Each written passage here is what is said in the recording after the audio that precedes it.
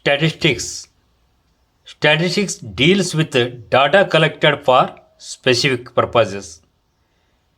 We can make decisions about the data by analyzing and interpreting it. In earlier classes, we have studied methods of representing data physically and in tabular form. We have also studied the methods of finding a representative value for the given data. This value is called the measure of central tendency. Recall mean, that is arithmetic mean, median and mode are three measures of central tendency. A measure of central tendency gives us a rough idea where data points are centered. But in order to make better interpretation from the data, we should also have an idea how the data are scattered or how much they are bunched around a measure of central tendency.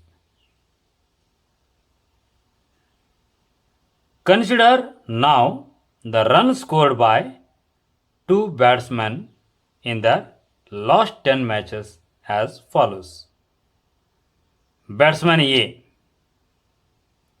his scores are 30, 91, 0, 64, 42, 80, 30, 5, 117, 71. Batsman B, his scores are 53, 46, 48, 50, 53, 53, 58, 60, 57, 52. Clearly, the mean and median of the data are mean for batsman A 53, for batsman B 53, median for batsman A 53, for batsman B 53. We calculate the mean of the data by dividing the sum of the observations by the number of observations. That is, x bar is equal to 1 by n summation of xi, I is equal to from 1 to n.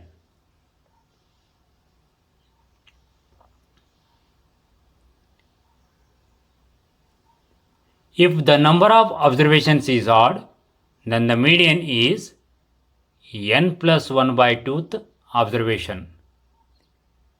If the number of observations is even, then median is the mean of n by 2th and n by 2 plus 1th observations. We find that the mean and median of the runs scored by both the batsmen A and B are same, that is 53. Can we say that the performance of two players is same? Clearly no, because the variability in the scores of batsman A is from 0 to 117, whereas the variability in the scores of batsman B is from 46 to 60.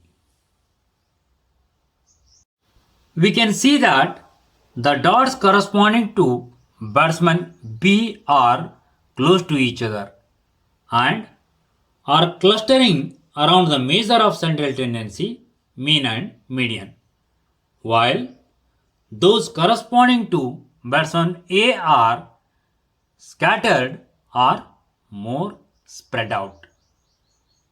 Thus, the measures of central tendency are not sufficient to give complete information about a given data.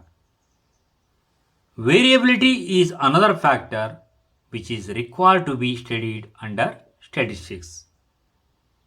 In this chapter, we shall learn some of the important measures of dispersion and their methods of calculation for ungrouped and grouped data. Measures of dispersion. The dispersion or scatter in a data is measured on the basis of the observations and the types of the measure of central tendency used there. There are following measures of dispersion. First one is range, second one quartile deviation, third one mean deviation, fourth one standard deviation. Range. Already you have studied in lower classes. What is range? The difference of maximum and minimum values of each series is called the range of the data. Mean deviation. We know that a measure of central tendency lies between the maximum and minimum values of the set of observations. Therefore, some of the deviations will be negative and some positive. Thus, the sum of the deviations may vanish. Moreover, the sum of the deviations from the mean is 0. That is, mean deviation is equal to sum of the deviations divided by number of observations is equal to 0 divided by n is equal to 0. Then, how to avoid to get 0 in the numerator? That is, to avoid to get sum of the deviations 0. Mean deviation about a central value A is the mean of the absolute value of the deviations of the observations from A. The mean deviation from A is denoted by MD. In bracket we can write A. Mean deviation is equal to sum of absolute values of deviations from A divided by number of observations. Mean deviation for ungrouped data. Let x1, x2, x3 dash dash dash xn be n observations. The following steps are involved in the calculation of mean deviation about mean or median. Step 1. Calculate the measure of central tendency about which we are to find the mean deviation. Let it be A. Step 2. Find the deviation of each xi from A, that is x1 minus A, x2 minus A, x3 minus A, dash dash dash xn minus A. Step 3. Find the absolute values of the deviations. That is, absolute value of x1 minus A, absolute value of x2 minus A, absolute value of x3 minus A, dash dash dash absolute value of xn minus A. Step 4. Find the mean deviation of the absolute values of the deviations. Symbolically we can write as MD about A is equal to summation of absolute values of xi minus A I is equal to from 1 to n whole divided by n. Thus, mean deviation about x bar is equal to 1 by n into summation of absolute values of xi minus x bar I is equal to from 1 to n where x bar is equal to mean, and mean deviation about median is equal to 1 by n into summation of absolute values of xi minus m I is equal to from 1 to n where m is equal to median. Exercise 15.1. Question number 1. Find the mean deviation from the mean for the following data: 4, 7, 8, 9, 10, 12, 13, 17. Solution. Let us have the following table for the given observations. These observations we can denote by xi. They are 4, 7, 8, 9, 10, 12, 13, 17. How many observations are there? 8. Some of these observations we can denote by sigma xi I is equal to from 1 to 8 because 8 observations are there. What about the sum of these observations? 80. Therefore, mean of these observations x bar is equal to 1 by n into sum of all observations, that is sigma xi I is equal to from 1 to 8 is equal to 80 divided by 8 is equal to 10. Let us go to the next column, that is absolute values of xi minus x bar. What about the absolute value of 4 minus 10? 6. Absolute value of 7 minus 10? 3. Absolute value of 8 minus 10? 2. Absolute value of 9 minus 10? 1. Absolute value of 10 minus 10? 0. Absolute value of 12 minus 10? 2. Absolute value of 13 minus 10? 3. Absolute value of 17 minus 10? 7. Sum of these values we can denote by sigma absolute values of xi minus x bar I is equal to from 1 to 8. What about the sum? That is 24. Therefore, mean deviation about mean, that is x bar, is equal to 1 by n into sigma absolute values of xi minus x bar I is equal to from 1 to 8 is equal to 24 divided by 8 is equal to 3. Third question.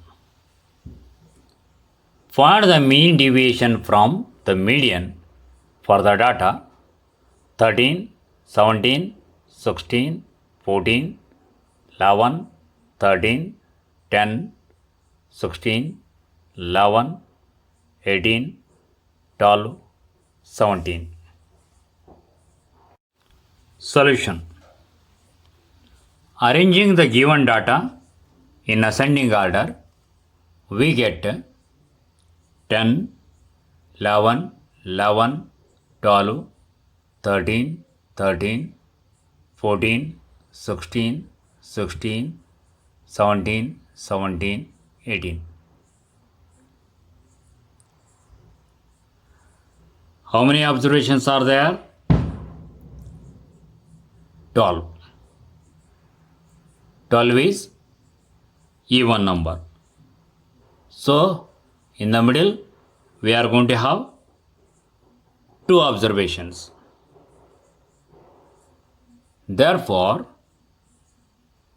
median is the mean of n by 2th, that is 12 by 2th, and n by 2 plus 1th, that is 12 by 2 plus 1th observations. That is mean of 6th and 7th observations. What about 6th and 7th observation? 13 and 14. Therefore, median is equal to 13 plus 14 divided by 2 is equal to 27 by 2 is equal to 13.5. Let us go to the next column, that is absolute values of xi minus m. What is m? M is the median. Absolute value of 10 minus 13.5 is 3.5. Absolute value of 11 minus 13.5, 2.5. Absolute value of 11 minus 13.5, 2.5. Absolute value of 12 minus 13.5, that is 1.5.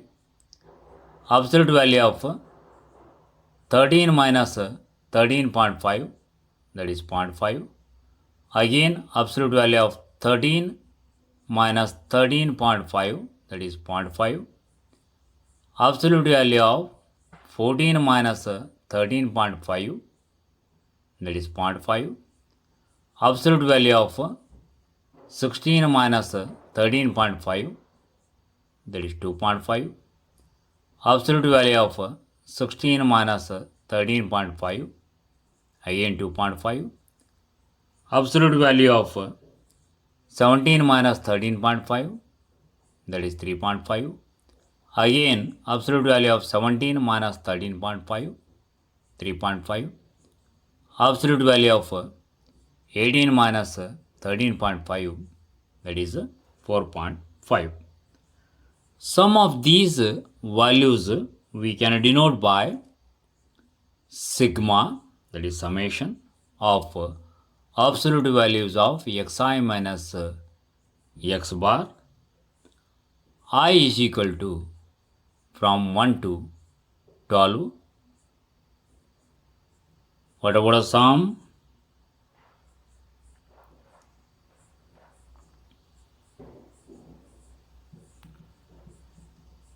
(28). Therefore, mean deviation about median is equal to 1 by n into sigma absolute values of xi minus m. I is equal to from 1 to 12 is equal to 28 divided by 12, that is number of observations, is equal to 2.333.